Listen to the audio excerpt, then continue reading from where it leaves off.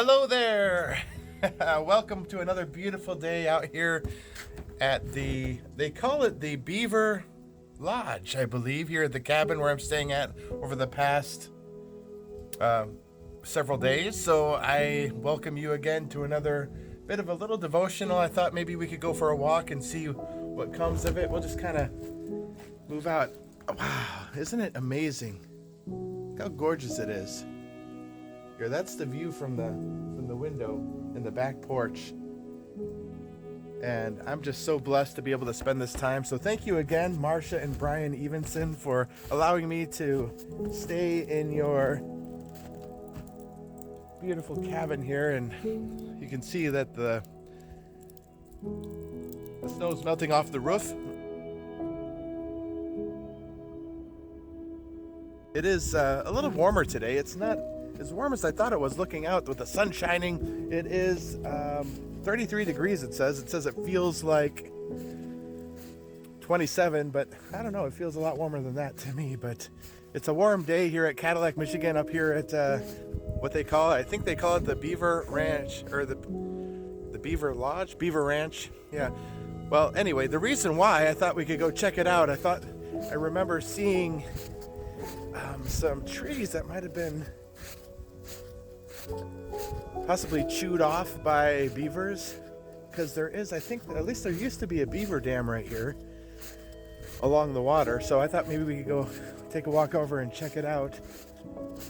Walking along the river here, if you can see it, so beautiful. This little river that goes through here, creek maybe.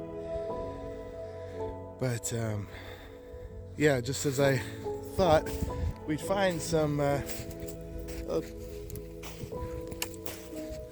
chewed off stumps here.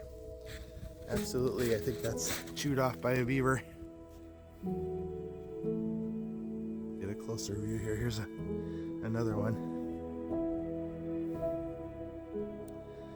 These little trees that are, where is it? Chewed off right there. I don't know if there's several dams along here or just one, but I'm going to take a look over here to see if I can get a closer look. Here I see a new track along the path here. It's whatever was trodden through here. I don't know if anybody recognizes it. I don't know exactly what that is, but it is definitely something so light that it's not breaking through the snow. Here we have, whoa, just walked over some water. Deer tracks going this way and crossing path with, I wonder what made these. It's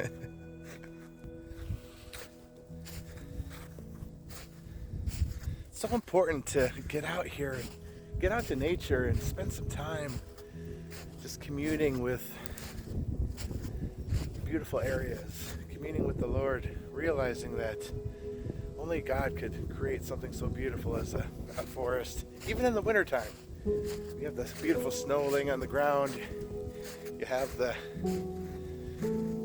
beautiful terrain, the trees, even if they're not full. And what's interesting is that even though these trees are bare for the most part, in a couple months or a few months or so, they're going to be full again.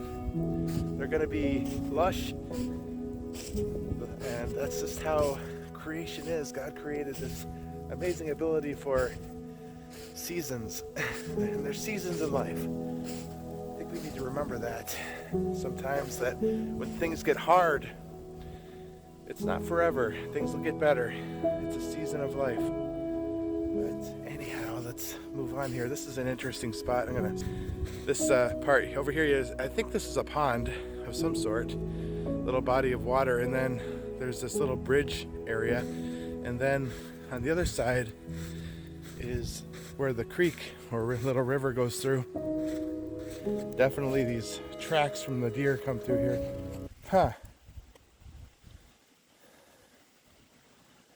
This is interesting. I wonder what that is. It looks almost like people shoes, but there's two at a time, and there's space in between them, almost like somebody is jumping.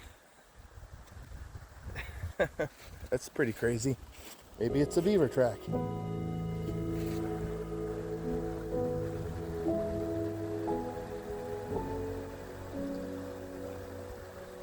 Here we see,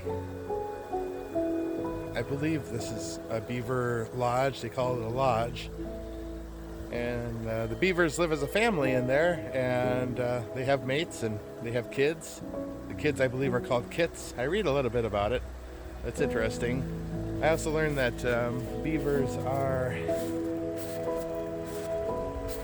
well, they're nocturnal, and they mate. They don't hibernate in the wintertime, so they're active in the wintertime. They're nocturnal, and they mate during the winter months. So I thought I heard something really strange, some sound last night. That was bad. Anyhow, seeing these chewed up stumps in the ground, these little pieces of trees that are chewed off by the beavers, reminds me of the scripture, unless the Lord builds the house, the people labor in vain. Unless the Lord watches over the city, the watchman stays awake in vain. We can work so hard in our lives, whether it's employment, whether it's through the church, whether it's, with our families, and we can do all sorts of things, and it may seem like we're not doing the Lord's work because it's not through the church or it's not religious, it's just everyday life. And it's easy to forget that it is the Lord that gives us the work to do. It's the Lord's work itself, because we're creating not happiness just for ourselves, but we dedicate our lives to serving others. We dedicate our lives to helping to bring this world back to what God created. And we do that by recognizing that the Lord is the basis of all we do, that all we have, all the blessings that surround us. This scripture that talks about, unless the Lord builds a house, they labor in vain, it kind of reminds me of the scripture of, in Matthew, Jesus talks about those who hear these words and do them are building their house upon the rock. And the winds come and the floods come and the rains come and it beats against the house and the house stands. But those who hear the word of the Lord and does not do them, the winds come and the rain falls and the floods come and it beats against the house and it falls. And then it's interesting that at the end of that scripture it says, and the house falls hard. Just a little kick in there by Jesus, just to send his point home. One last look at the beaver dam. I don't want to get too close, lest it comes out here and drives me off.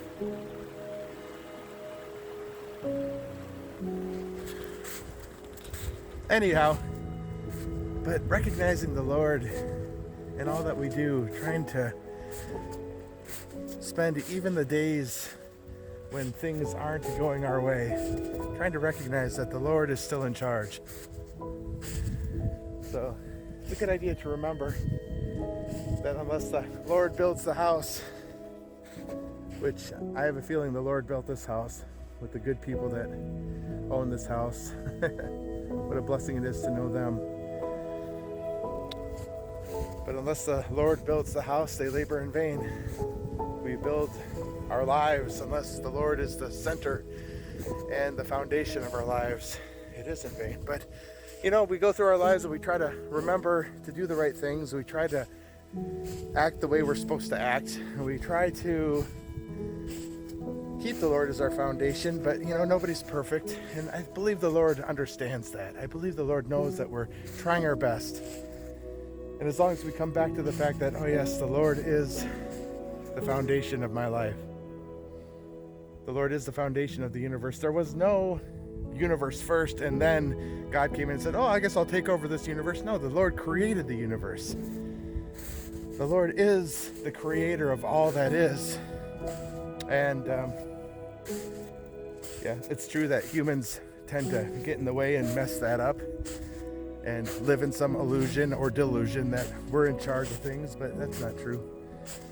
Anyhow, it's easy to keep in mind at least once a day during the day, we could be washing our hands, we could be washing the dishes, we could be taking a shower, we could be taking a walk in this beautiful place.